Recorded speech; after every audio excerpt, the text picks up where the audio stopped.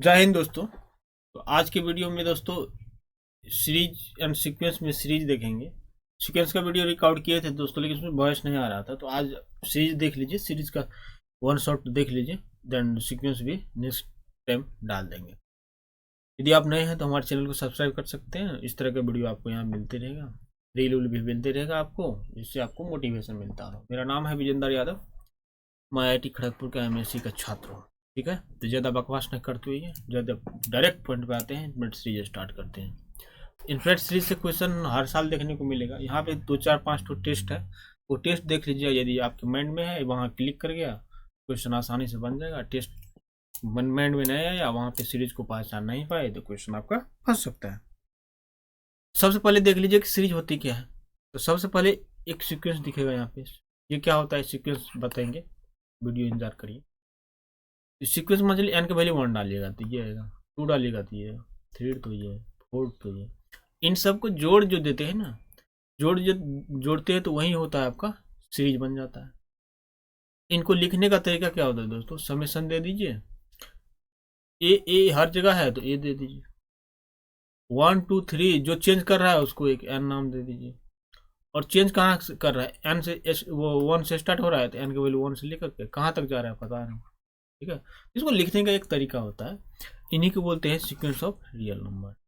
मतलब थोड़ा डेफिनेशन है, आप देख लिए तो अच्छी बात है, नहीं देखिए तो कोई बात नहीं। देखिए,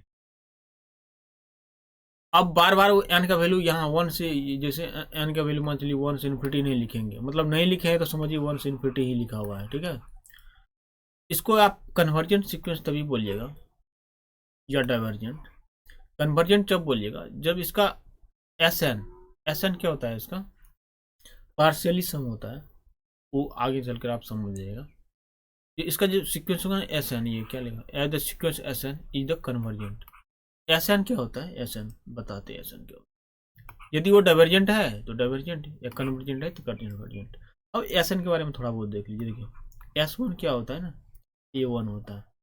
और S2 क्या होता है ना, A1 प्लस A2 होता है। S3 क्या होता है ना, A1 plus A2 plus A3 होता है। मतलब यहाँ जितना टर्म रहेगा, मतलब यहाँ 3 है तो 3 तक, यहाँ 4 है तो 4 तक, तो वही बोल रहा है SN होना चाहिए। तब मोटा मोटी मेरी देसी भाषा में समझिए, ई इन्फिनिट तक जा रहा है ना, इन्फिनिट तक नहीं जाइए, ए एन पर रोक दीजिए, एन पर रोक दीजिए, एक सीक्वेंस बन गया ये। अब ये सीक्वेंस के बारे में आप पता कर लीजिए। सीक्वेंस तो पढ़ के आए, भले हमने पढ़ा है अलग वाली बात, आप तो पढ़ के आए ना। इस सीक्वेंस का नेचर देख लीजिए कैसा है, कन्वर्जेंट है कि डाइवर्जेंट है। यदि कन्वर्जेंट है, इसका मतलब ये जो पूरा इन्फिनिटी तक गया था वो भी मतलब कन्वर्जेंट होगा। डाइवर्जेंट है तो इसका मतलब इन्फिनिटी तक जो जा रहा था वो भी डाइवर्जेंट। मतलब मोटा मोटी ये चेक करेगा 1 से लेकर इन्फिनिटी टर्म तक चेक करो। हम बोलेंगे नहीं, हम वहां तक नहीं करेंगे, हम nth तक करेंगे। एन के बेसिस पे तुमको बता देंगे तुम्हारा नेचर कैसा है वैसा। ये सब तो डायरेक्ट क्वेश्चन रहेगा, ये सब तो बकवास हो गया दोस्तों, इतना समझ। ये नहीं भी पता रहेगा तो कोई बात नहीं। एक कौशी भाई है, कौशी भाई क्या कहता है वो देख लीजिए। कौशी भाई कहता है कि कोई कन्वर्जेंट सीक्वेंस है, इसका मतलब उसका एस एन क्या होगा, कन्वर्जेंट होगा। वो कन्वर्जेंट है तो वो एस एन जो एक सीक्वेंस बनेगा वो कौशी हो जाएगा। ये मैं नहीं बोल रहा हूँ, ये कौशी भाई बोला। और कौशी का डेफिनेशन क्या होता है ना, दुनिया में एक आर ऐसा मिलेगा, एक एम ऐसा मिलेगा, जो S N minus S M का डिफरेंट जो होगा वो आर होगा, एन क्या होगा, एम से बड़ा होगा। फिर यहाँ से भी आप यहाँ आ सकते हैं, यहाँ से फिर वहाँ जा सकते हैं। मतलब ये एक सर्कल है, देख लीजिए सर्कल। याद रह गया ये तो ठीक है, नहीं रह गया तो भी कोई बात नहीं, समझ लीजिए।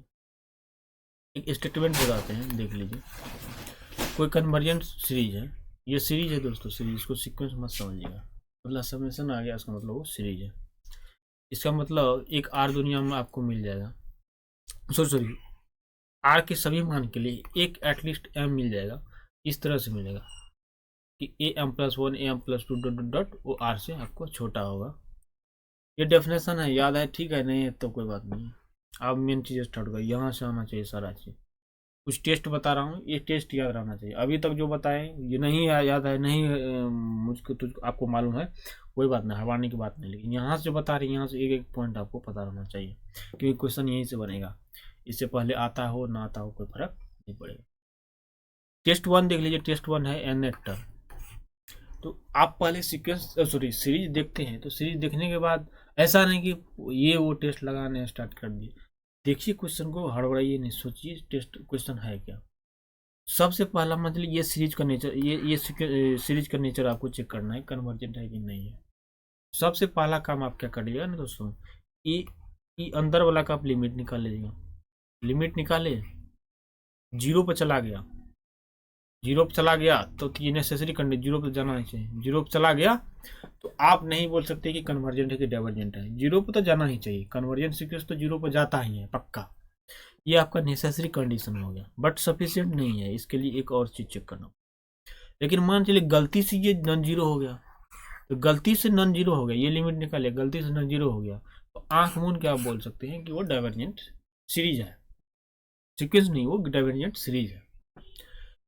अब ये जीरो पर नहीं जाएगा, जीरो पर चला गया, तब तो चेक करना पड़ेगा भाई साहब। मान चलिए लिमिट निकालिएगा तो दो केस होगा, या तो जीरो पर जाएगा या तो नॉन जीरो पर जाएगा। तो नॉन जीरो पर जाएगा तो डायरेक्ट आंख मूंद के डीजीटी बोल दीजिए, यहाँ पे आपको चेक करना पड़ेगा, ठीक है।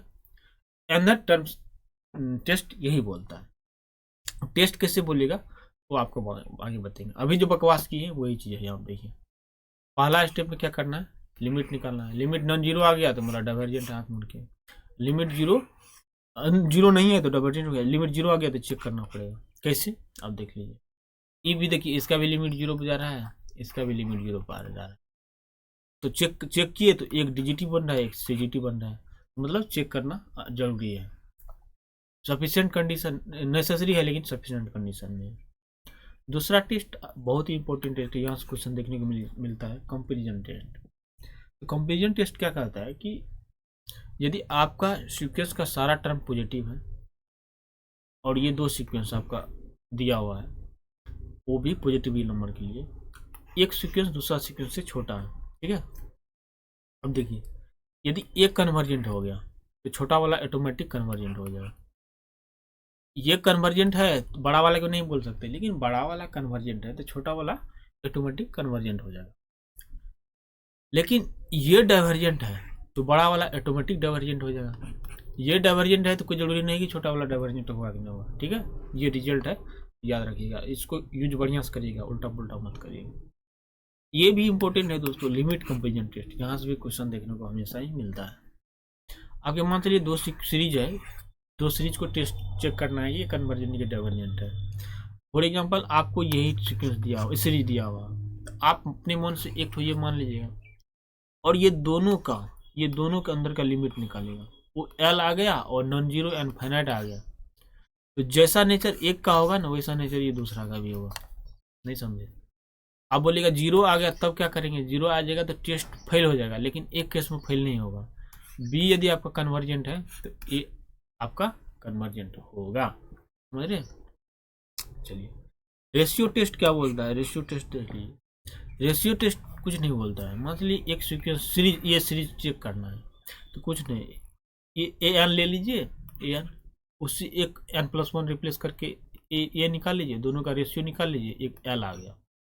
एल यदि लेस देन वन आ गया तो कन्वर्जेंट है, एल यदि वन से बड़ा आ गया तो डाइवर्जेंट है, L equal to zero one आ गया तो ये टेस्ट आपका फेल हो जाएगा। मतलब यहाँ पे वन आ गया तो आपका टेस्ट क्या होगा दोस्तों, फेल हो जाएगा। समझ रहे मेरी बात को? ठीक है, सिर्फ रिवीजन करवा रहे हैं आपको। रेशियो टेस्ट क्या कहता है, रूट टेस्ट क्या कहता है, कोई सीरीज को आपको चेक करना है कि ये कन्वर्जेंट है कि डाइवर्जेंट है, उसका नेचर। तो कुछ नहीं करिए, ये एन को पकड़िए, उस पर 1/n लगा दीजिए, 1/n, वो लिमिट निकालिए। यदि लिमिट निकालिए एल आ गया, एल यदि वन से छोटा है तो कन्वर्जेंट, एल यदि वन से बड़ा है तो डाइवर्जेंट, वन आ गया तो टेस्ट फेल। अब रेशियो टेस्ट और रूट टेस्ट में यदि मारपीट कर दीजिएगा ना तो यहाँ पे आपका रूट टेस्ट जीत जाता है रेशियो टेस्ट के कंपेयर में, ठीक है। वही चीज लिखा हुआ और कुछ हो। यदि ये रिजल्ट याद रह गया तो ठीक है, नहीं रह गया तो कोई बात नहीं।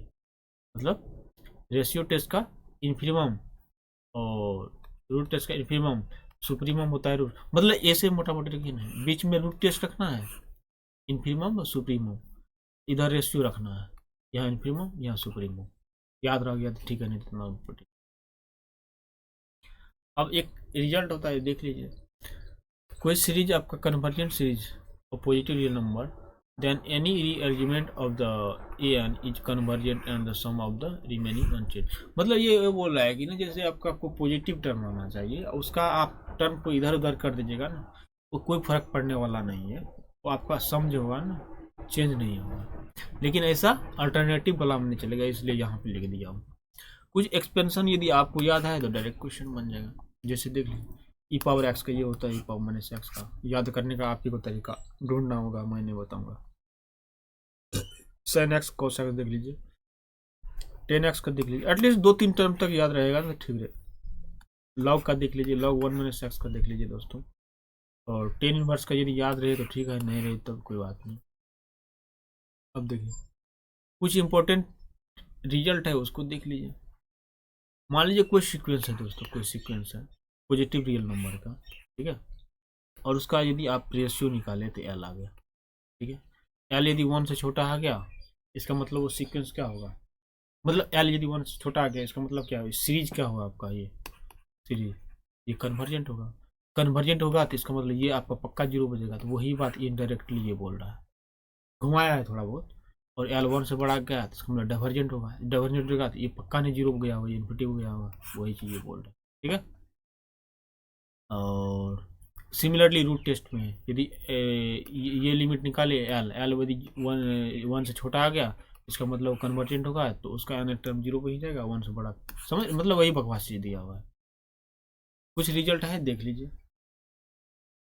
दो कंजुक्टिव टर्म का डिफरेंस का लिमिट किसी एक एन टर्म से छोटा आ गया और ये बंदा आपका कन्वर्जेंट है, इसका मतलब ये भी क्या होगा, कन्वर्जेंट। सॉरी कोसी कोसी कोसी कोसी कोसी हो गया। कोसी गारंटी जरूरी नहीं कि कन्वर्जेंट होगा, लेकिन कन्वर्जेंट सीक्वेंस हमेशा कोसी होता, ये भी आप ख्याल रखिएगा। कुछ कोसी कंडीशन टेस्ट है, उतना इंपॉर्टेंट नहीं है, फिर भी आप देख लीजिए।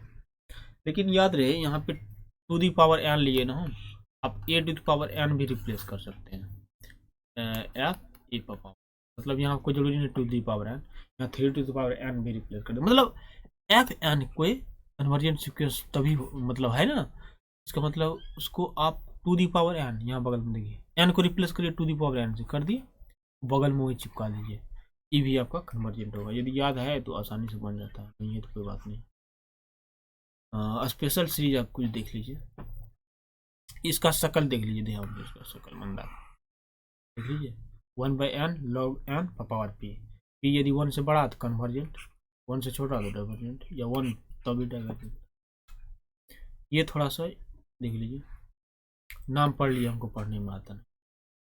ये monotonic decreasing sequence of positive real number है, ये सीक्वेंस का आपका पता है कन्वर्जेंट होगा। ये बगल में एन और ए एन लिमिट निकाले 0 आ गया तो, लेकिन मोनोटोक्लिक डिक्रीजिंग सीक्वेंस होना चाहिए। समझ लीजिए, ये सब चेक कर लीजिए कंडीशन, ऐसा नहीं कि बाद में कहेगा कंडीशन फेल हो रहा है। इंटीग्रेशन वाला भी देख लीजिए, कॉसी इंटीग्रल टेस्ट जो है थोड़ा क्या है इसमें ध्यान रखना, नॉन नेगेटिव रहना चाहिए, मोनोटोक्लिक डिक्रीजिंग सीक्वेंस रहना चाहिए। और एफ एन इजिकल टू मान लीजिए ए एन है आपका, क्या नाम है, 1 से एन आप निकाले एफ एक्स का, लाइन नहीं है क्या, ठीक है। अब देख लीजिए 1 से एन, यदि ये कन्वर्जेंट आ गया, ये चीज निकाले आप, कन्वर्जेंट आ गया तो आंख मूंद के बोल सकते हो कन्वर्जेंट है। अब बोलिए एफ एक्स कैसे आएगा यार, F N equal to A N है, तो एफ एक्स इजिकल टू कितना होगा ए एक्स, समझ रहे,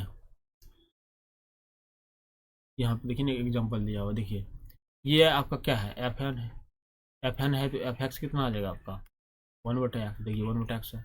इसका इंटीग्रेशन कहाँ से निकाले, 1 से आपका एन तक, और 1 से एन तक निकाले तो ये क्या आ गया आपका इन्फिनिटी आ गया। तो इन्फिनिटी आ गया तो इसका मतलब क्या हो गया, ये कन्वर्जेंट हुआ नहीं हुआ, डाइवर्जेंट हो गया। तो ये सीरीज आंख मूंद के बोल सकते हैं आप क्या, डाइवर्जेंट। रेबिस टेस्ट देख लीजिए इस बार, कोई सीरीज को चेक करना है, वैसे इतना इंपॉर्टेंट नहीं है, सब निकालते रहिए, रेबिस टेस्ट में तो आधा घंटा लग जाता है, फिर भी आप देख लीजिए। ये लिमिट निकालिएगा, यदि एल 1 से बड़ा हो गया तो कन्वर्जेंट, एल 1 से छोटा हो गया तो डाइवर्जेंट। और लॉगरिथम टेस्ट क्या है, N log A power A N बटे, ये निकालिए ये एल है दोस्तों, एल एल यदि 1 से बड़ा तो कन्वर्जेंट, एल 1 से छोटा divergent. De Morgan and Bertrand test, ये एबीसी जो बता रहे हैं ना उतना इंपॉर्टेंट नहीं है, फिर भी आप देख लीजिए। आपको हम एक जगह लिख दिए, आपको याद रहे तो ठीक है, नहीं रहे तो भी ठीक है, ठीक है जनरली। लेकिन रूट टेस्ट और वो जो आगे बताए तो वो भी देख लीजिएगा। रूट टेस्ट क्या बोलता है, आर्बिट्री टर्म लिया यहाँ पे, उसका मैग्नीट्यूड एल। तो अच्छा एब्सोल्युटली कन्वर्जेंट अब घुस गए, अब नया चीज आ गया। यदि मैग्नीट्यूड करके 1/n निकाले ना आप, यदि एल आ गया और एल 1 से छोटा है, इस चीज को आप एब्सोल्युटली कन्वर्जेंट तभी बोलिएगा जब एल 1 से छोटा होगा। डाइवर्जेंट तो पता ही एल 1 से बड़ा आ गया। तो series of arbitrary term, arbitrary term क्या होता है ना, देख लीजिए। कोई सीरीज दिया हुआ है, ठीक है, इसमें आपको पॉजिटिव और नेगेटिव टर्म दोनों रहेगा। आप क्या करिए, सब का मैग्नीट्यूड ले लीजिए, उस सीक्वेंस को आप चेक करिए, ठीक है। अब वो कन्वर्जेंट आ गया तो एब्सोल्युटली कन्वर्जेंट है, डाइवर्जेंट आ गया तो कोई बात ही नहीं। Absolutely series is always convergent. अरे एब्सोल्युटली, अच्छा वो उल्टा भी याद रख लीजिए। और एब्सोल्युटली कन्वर्जेंट सीक्वेंस भी है और बाउंडेड भी है। इसका मतलब है दोनों का जो प्रोडक्ट कर लीजिएगा, मतलब ये सीक्वेंस है, ये सीरीज है, ये एब्सोल्युटली कन्वर्जेंट है और ये बाउंडेड सीक्वेंस है, दोनों को अंदर मल्टीप्लाई कर दीजिएगा तो एब्सोल्युटली कन्वर्जेंट ही होगा। ये रिजल्ट सब है। रेशियो टेस्ट क्या कहता है, कोई सीरीज है आर्बिट्री टर्म का, उसका रेशियो मॉड लेके निकाले तो एल आ गया, एल 1 मतलब वही बकवास चीज है, कुछ उन्होंने मॉड लगा दिया है तो कन्वर्जेंट को यहाँ एब्सोल्युटली कन्वर्जेंट बोल रहा है और कुछ नहीं। अब देखिए कंडीशनली कन्वर्जेंट क्या होता है, कोई सीरीज की आपको कंडीशनली कन्वर्जेंट अब ही बोलिएगा, वो कन्वर्जेंट होना चाहिए और वो क्या नाम है, एब्सोल्युटली कन्वर्जेंट नहीं होना चाहिए, नॉट कन्वर्जेंट, एब्सोल्युटली कन्वर्जेंट नहीं होना चाहिए, लेकिन सीरीज कन्वर्जेंट होना चाहिए, तो आप कंडीशनली कन्वर्जेंट उसको बोल सकते हैं। जैसे यहाँ भी देख लीजिए, इसका nth टर्म निकालेगा तो 0 बजाएगा, अल्टरनेटिव सीरीज है तो ये कन्वर्जेंट सीक्वेंस तो हो गया, ठीक है, लेकिन उसका मैग्नीट्यूड निकालेगा तो 1/n हो जाएगा, वो नॉट नॉट कन्वर्जेंट, लेकिन ओवरऑल देखेगा तो ये क्या हो गया आपका कंडीशनली कन्वर्जेंट। अल्टरनेट वाला देखिएगा तो देख लीजिए अल्टरनेट, और बोलिएगा यहाँ nth टर्म कैसे निकाल दिए, कैसे चेक कर लिए, वही लेबनीज चेक किए बता रहे हैं। अल्टरनेट यही बोलता है, प्लस माइनस को अल्टरनेट सीक्वेंस बोलते हैं, सीरीज बोलते हैं। लेबनीज टेस्ट क्या कहता है, बहुत ही इंपॉर्टेंट टेस्ट है अल्टरनेट सीरीज के लिए।